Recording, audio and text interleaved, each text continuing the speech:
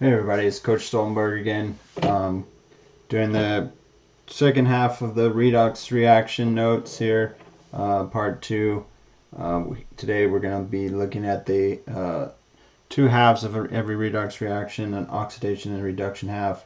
We're going to learn how to define both halves, and then I'm going to show you how to write half reactions in which not only are we going to show what's being oxidized and what's being reduced, but we're also going to be showing the transfer of those electrons.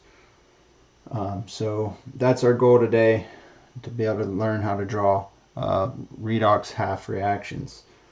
Okay, so like I said, every oxidation reduction reaction has two halves. One half is oxidation, the other half is reduction. One half we're seeing a loss of electrons, and the other half we're seeing a gain of electrons.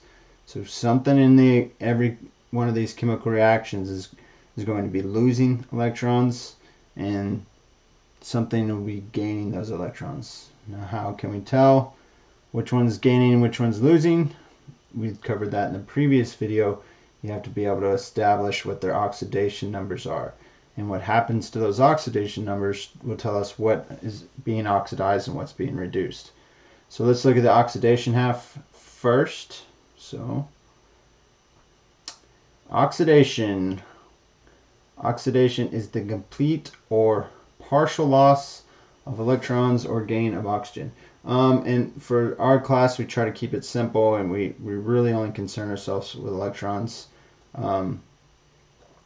The gain of oxygen kind of is a little bit different, and we're not gonna worry about that. So what we're really looking for is the complete or partial loss of electrons, the transfer of electrons. Losing electrons is oxidation. We have a nice little acronym that I still remember from when I was in high school, which is a long time ago. The first half of that is oil. Oxidation is loss of electron. Oxidation is loss. Oil. So here, sodium, it's a free element, so its oxidation number is 0. On this side of the reaction, we now see that it's a +1 ion, so its oxidation number is +1. So sodium went from 0 to +1. It did that by losing an electron. So here's the electron that we are showing being lost. Now this often will confuse people. One, it goes back to a struggle that we had when we first introduced ionic charge, and the fact that losing electrons results in positive charge, gaining electrons results in negative charge. So we got to make sure we're not falling back in old habits and thinking that gaining means positive and losing means negative. That's mathematical. This is not what we're talking about. We're talking about losing a negatively charged electron, so the opposite will happen to the charge. The other thing that people get confused about is this plus sign right here. What you have to remember is that this is still just a chemical reaction, right? Chemical reaction is not a mathematical equation. No matter how many times y'all say equals to, or even put equal signs into your chemical reactions, yes, that has happened even as of late as like yesterday. It's not a mathematical equation. Remember, plus sign doesn't mean addition. It just is a symbol that we use to separate two things that are no longer chemically bonded. So when you read this, your brain's seeing this plus sign. You're like, oh, you're adding a sodium, or you're adding an electron to a sodium. No, that's not true at all. This sodium had the electron. It went through the reaction, and now on this side, the product side of the reaction, it is no longer chemically bonded to this sodium. So this plus sign is separating that electron from that sodium. We're not adding it together. That's not what that means. Remember, plus signs in chemical equations just separate individual components that are no longer chemically bonded. So this sodium is now chemically separated from that electron. So this is how we would illustrate an atom losing an electron. Here, not charged. It has that electron. Here, it's gained a charge, meaning it's lost one. Oxidation number went from 0 to +1. This is the oxidation half. It lost electron. So when we're looking at those oxidation numbers, this is what we're actually looking for right here. We're looking for an increase in oxidation number. An increase in oxidation means it's been oxidized. So an increase in oxidation number, oxidized. Sodium went from 0 to +1. So we say sodium is oxidized. So if oxidation half is the loss of an electron, guess what the reduction half is? That's right, reduction half is the gain of electrons. And this is where we get the second half of our acronym RIG. Reduction is gain. So the whole thing together is oil rig. That's not bad, right? Oil rig. Oxidation is loss, reduction is gain.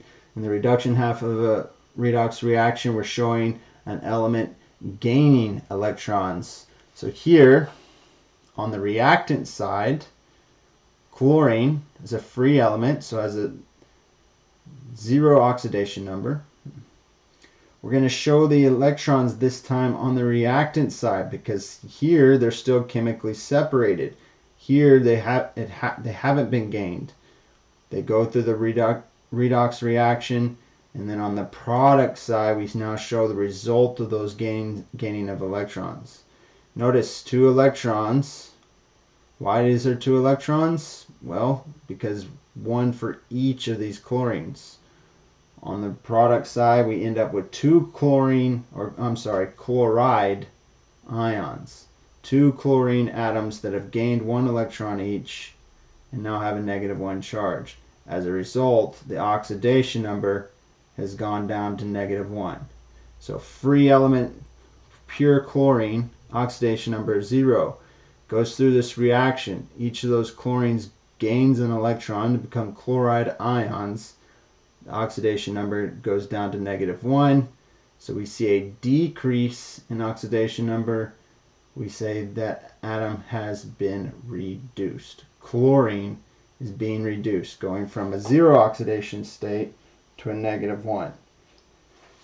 Again, notice the placement of the electrons. In the reduction half reaction, the electrons will always be on the reactant side because we're trying to show that they're going to be added to whatever we're reducing. On the oxidation half, the electrons are always going to be showed on the product side because we're trying to illustrate the fact that they have now been chemically separated from the atom that started with them. So keep that in mind when we get to writing these half reactions. On the oxidation half, the electrons will always be on the product side, and on the reduction half, the electrons will always be on the reactant side. So we take these 2 half reactions and we combine them to get the full reaction. So here is the actual reaction. Pure sodium reacting with pure chlorine to form NaCl. Pure sodium has a 0 oxidation number. Pure chlorine has a 0 oxidation number. But in sodium chloride, sodium is always +1, so chlorine must be -1. So sodium's oxidation number went up, so we say it was oxidized. Chlorine's oxidation number went down, so we say it was reduced. Here are the 2 half reactions. The oxidation half, sodium going from 0 to +1. The reduction half, chlorine going from 0 to -1. Notice on this half reaction, now that we've combined the 2, what happened to my number of sodiums?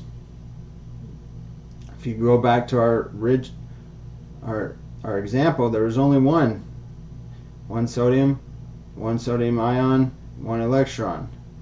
So we go back to this full reaction. Now there's 2. Well, why does there have to be 2? Because just like with any other chemical reaction, we have to make sure it's balanced. You can do that. It might help to do that beforehand, but you don't always have to. Really, all you have to really worry about is making sure the number of electrons is balanced. This one had to have 2 electrons because there's 2 chlorines. Well, if there's 2 electrons being gained, there has to be 2 electrons being lost. So thus the need for 2 sodiums. So when you're doing these half reactions, always make sure that the electrons that are being lost are equal or balanced to the electrons being gained. Okay? in the end, if you're assigning these oxidation numbers and you notice that none of those numbers change, then it's not a redox reaction. It's as simple as that. If oxidation numbers are the same on both sides of the reaction, it's not a redox. So there will be no half reactions. Just to be 100% clear, if there's an oxidation half, there has to be a reduction half. If something's being oxidized, something has to be being reduced. It's one cannot happen without the other. That'd be like saying we're taking something, we're losing it, and it's going to nowhere. It's going to nothing. And we know due to the law of conservation of mass and energy that that's not possible. So if you determine that something is being oxidized, then something has to be being reduced, or vice versa. So if you're having trouble deciding, if you only have found one, then go and check your work, because I promise you there has to be both. Alright, so let's get some practice with this. These are practice equations. You have them in your notes. I'm going to switch my screen here so I can work them out on this board, and you can follow along. Alright. So our first reaction here is, this is the synthesis of water. So we're going to take O2 plus H2, oxygen gas plus hydrogen gas. I'm going to combine them, so we're going to synthesize water. Well, this isn't balanced, right? I could balance it now, which would be relatively simple, or since I'm just doing redox half reactions, I don't really technically have to balance it right now. So I'm going to leave it like this. Normally we would balance this, but I'm going to leave it like this for now. Alright, so first thing you're going to do if you're trying to determine whether it's a redox reaction, you have to assign oxidation numbers. So, okay, what's our oxidation number for oxygen here? Well, it's a free element. What's our rule for free element? 0. Oxidation number of 0. Well, hydrogen gas, H2, also free element, so also 0. As I said when we started talking about oxidation numbers in the last video, if you have a free element in your reaction, I promise you it's a redox reaction. If there's a free element somewhere in your reaction, that reaction will be considered a redox. Alright, well, let's see what's happening here. Well, what do we know about oxygen? Oxygen's always what?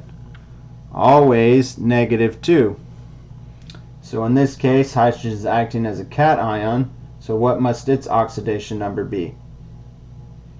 Some of y'all might say +2, but it has to be +1. Why is it +1 and not +2? Because there's 2 hydrogens. There you go. So oxygen's going from 0 to -2. Hydrogen's going from 0 to +1. This is definitely a redox reaction. Alright, so let's do the oxidation half first. So oxidation. Alright, so we're looking at these oxidation numbers. We're trying to decide which half is being oxidized. We're looking for the number that's increasing. Which number is increasing? Hydrogen is. Hydrogen is going from 0 to +1. Alright? Hydrogen gas has to be written as H2. There's no other choice. Now here's where I see a very common mistake. Common mistake is to write this like that on this side. Is it like that anymore? Is it like this anymore? It's written H2O in the formula, but is it H2 anymore? It's not. You cannot write it like that. That's saying it's pure hydrogen gas. It's not pure hydrogen gas. It's just 2 hydrogens now. Now what's the oxidation number? Well, here it was 0. Now it's +1. Well, we have 2 hydrogens. Each one is going from 0 to +1. Well, if one hydrogen goes from 0 to +1, how many electrons does that mean it's lost? That means 1. Right? But we have 2 hydrogens, and each one's losing an electron, So we're going to show 2 electrons. 1 for each hydrogen. 2 hydrogens, each one loses 1. Hydrogen is being oxidized. It's losing 1 electron each to give us 2. Alright, okay, so now let's talk about the reduction half. What's being reduced here?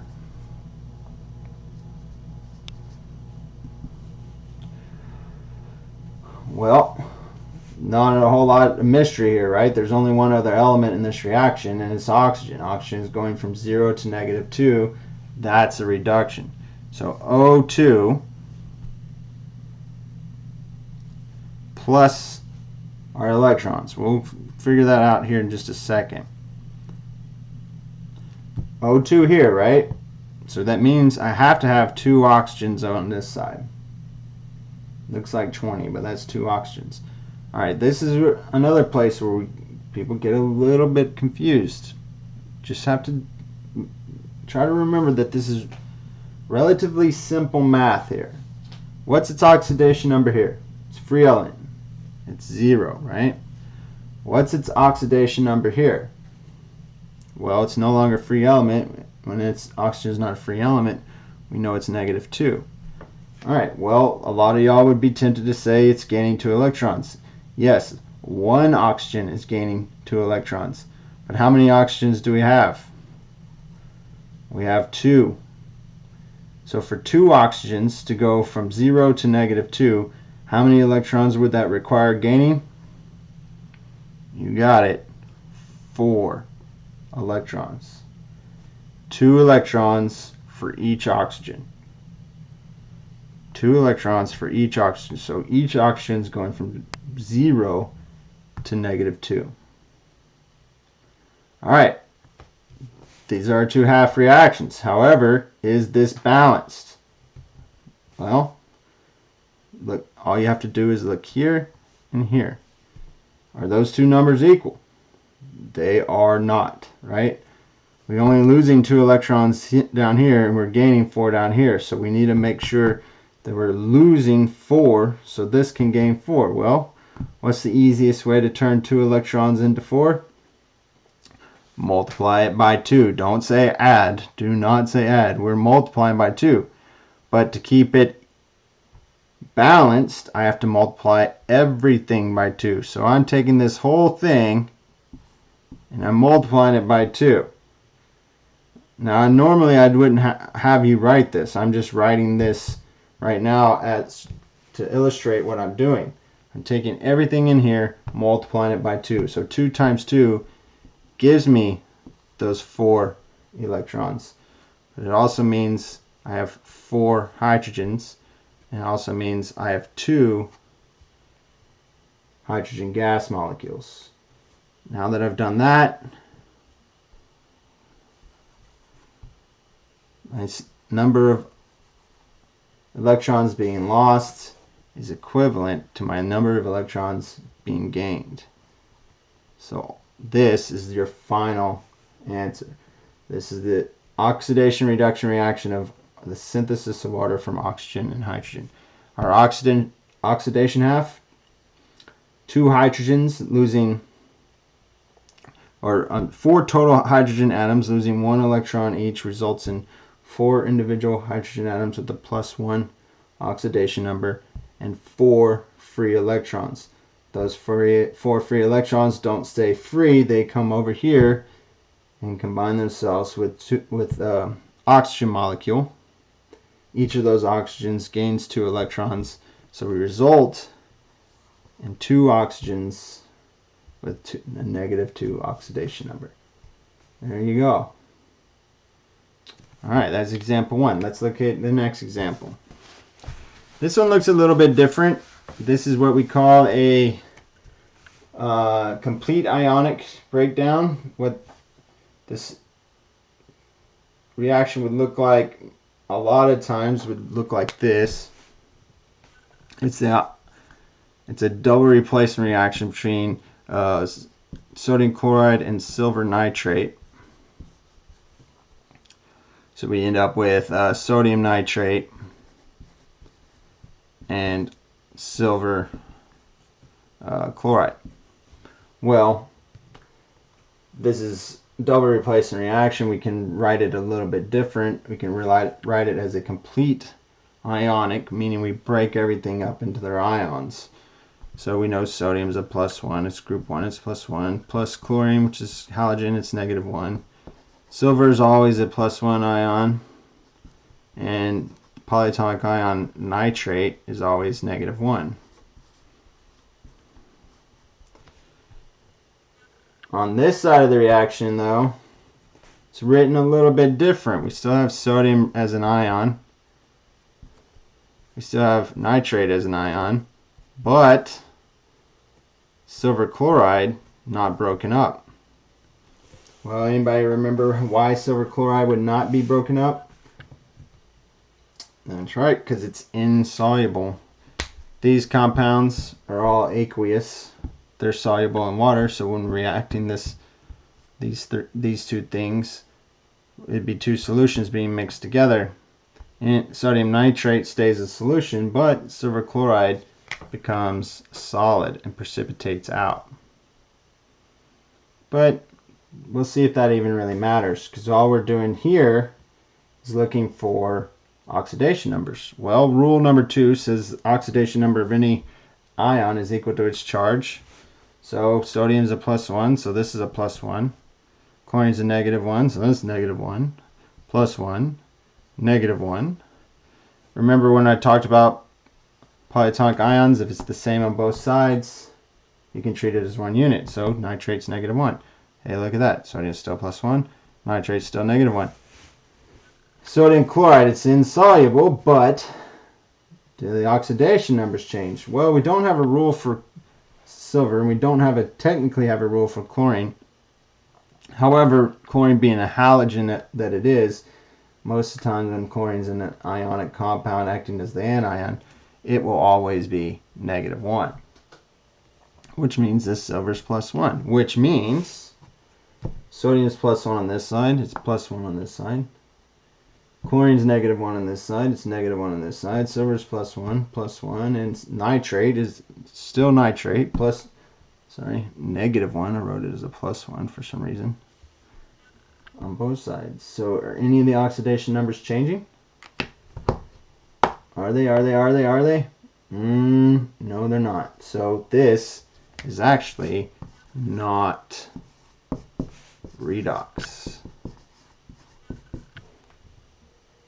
None of those numbers are changing. Alright, so no half reactions to draw there. I'm going to skip the third one. I'm going to jump to the fourth one, and then we'll come back to the third one. Alright, so the fourth one, single replacement reaction here. So, it's even balanced for us. That's nice. If it's balanced, then that can help us out.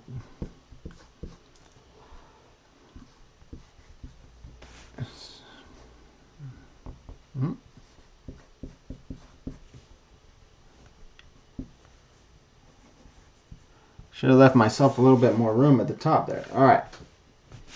Here we go. Let's see, that's hydrobromic acid molecules reacting with chlorine. And the chlorine is more reactive than bromine, so it will replace it to form hydrochloric acid and pure bromine. Well, let's start with ones we have rules for. We know chlorine and bromine are free elements, so they get zeros. We also know hydrogen acting as a cation is always +1.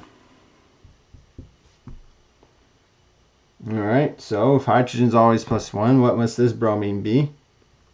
You guess it, -1, which means this chlorine is also -1.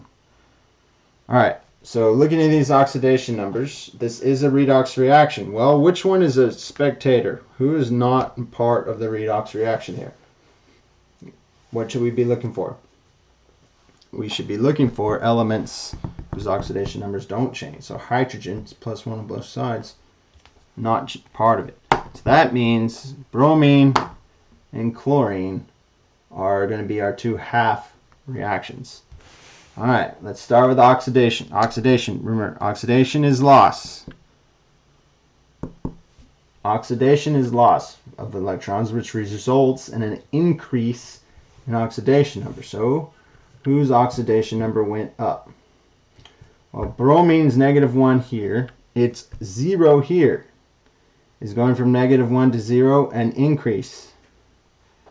Hopefully you're all nodding your head right now, because yes, absolutely. Going from -1 to 0 is an increase. So bromine is being oxidized here. All right, so since it's balanced, we're going to go ahead and use that because it's probably going to need it. So I'm going to say 2Br. Remember, these are -1s. It's actually a -1 ion as well, right? It's going to go through this reaction. It's going to result in Br2, right? Br2, pure bromine, oxidation number of 0. Well, how do 2 Brs negatives go to 2 Brs with no oxidation number? By losing electrons. Remember, oxidation is loss. 2 bromines, how many each? 1 electron each. So we're losing 2. Alright, so if bromine's being oxidized, that has to mean chlorine is being reduced. So the reduction half is going to involve our chlorine. So chlorine gas, pure chlorine gas, is going to gain some amount of electrons and result in 2 chlorine ions with a -1. Well, 2 chlorines going from 0 to -1 means, you guessed it, a gain of 2 electrons. And look at there, number of electrons being lost is equal to the number of electrons being gained. This is a balanced redox reaction, redox half reactions. Oxidation is loss, reduction is gain. Losing electrons, electrons on the product side in oxidation, gaining electrons, electrons on the reactant side in the reduction. There you go. Again, free elements pretty much guarantees you're going to have a redox reaction. Alright, let's look at example number 3. I probably should have gotten a bigger board for this one. I'm going to have to write really small. Alright, let's see here.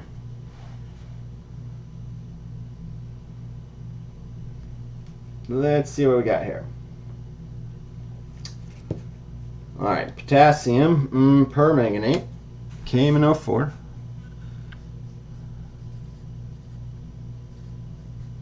Plus iron 2 sulfate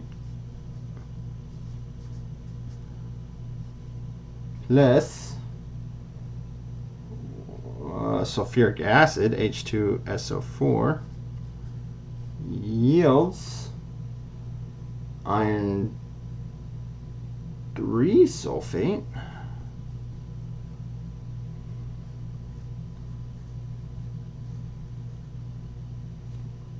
plus manganese 2 sulfate plus water, holy moly, plus potassium sulfate. Alright, well, I hope you guys can read that. Yeah, sure, why not? Alright, this looks really complicated, and it is a pretty complicated reaction. If you try to balance this, you might struggle for a little bit. Honestly, I would probably struggle with it. That's why I'm not going to worry about trying to balance it. Because really, since all I'm worried about is if it's a redox reaction or not, is the transfer of electrons, it'll probably be easier to wait to balance it out when I have my half reactions done. So now the trick is figuring out what my 2 half reactions are. Alright, well, I'm going to start by eliminating some of the obvious things here. So if you're looking at this, what's something that seems obvious that you could probably eliminate as a potential contender for the redox half?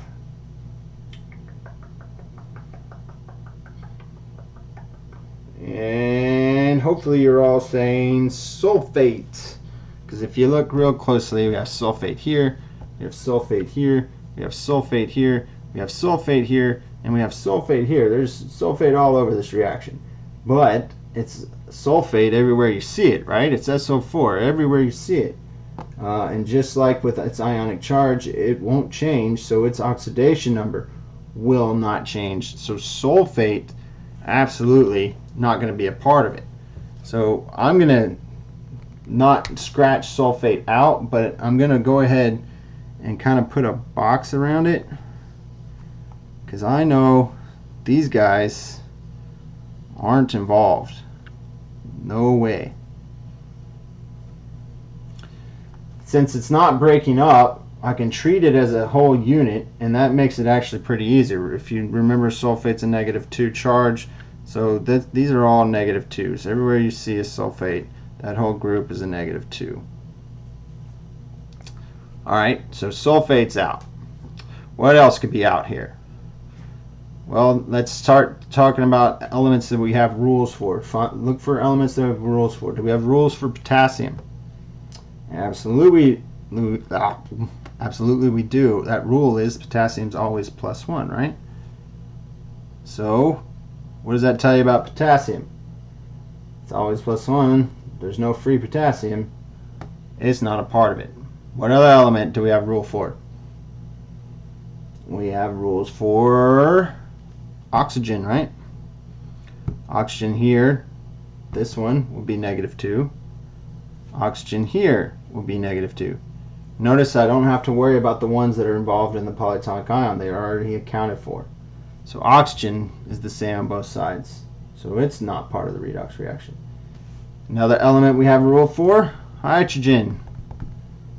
Hydrogen, 2 hydrogens with sulfate means each one's +1. We know hydrogen, when acting as a cation, is always +1. Here, again, hydrogen acting as a cation, so it's always +1. So that means hydrogen, not a part of the redox reaction. So that leaves me with iron and manganese. Iron and manganese. So if this is a redox reaction, it's going to depend on those two elements and their numbers changing for that to happen. Alright, well, this one is slightly complicated, so let's knock this one out real quick. Let's do the math. I'm going to do it down here. So we got a potassium, that's a +1, right?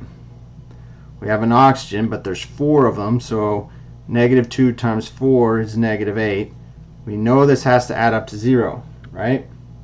So 1 minus 8 is -7, so this manganese has to be +7. 1 plus 7 gives us 8. 8 minus 8 gives us 0. This manganese is a +7 manganese. Let's go look on this side. Now manganese is just with sulfate. Well, it's only one sulfate, and then we know that sulfate's -2. There's only one of it, so this magnesium +2. So magnesium going from a 7 to a +2. Alright, well, let's look at this iron. This iron is with sulfate, only one, it's -2, so this iron has to be +2. This time, it's still with sulfate, but look at the quantity of the sulfate. My box kind of ruined it, but there's 3. There's 3 sulfates. So some of y'all might be struggling with the math right now. Just do the reverse of the drop and swap, right? If this was 2 irons, because that was -2, this means that this was +3. Or you could do the math. -2 times 3 is -6, plus 6 equals 0, right? Well, there's 2 irons. 2 irons distributed over +6 means +3. Alright, so iron is going from a +2 to a +3. So let's do our reduction half first. I'm sorry, our oxidation half first. Always do oxy first, just out of habit. Alright, who is losing electrons, or whose oxidation number is increasing?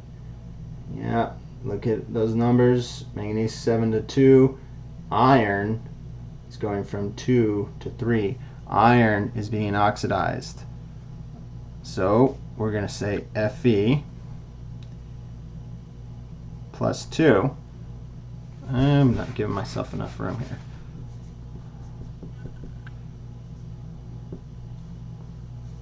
What am I doing? Ah.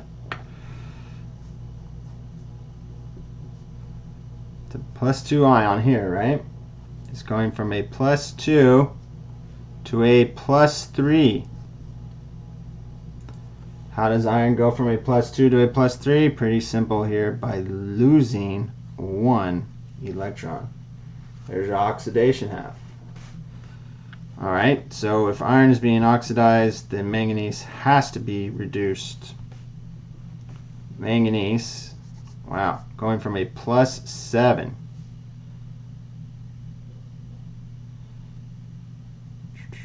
to a +2. Well, how does manganese go from a +7 to +2? By gaining 5 electrons.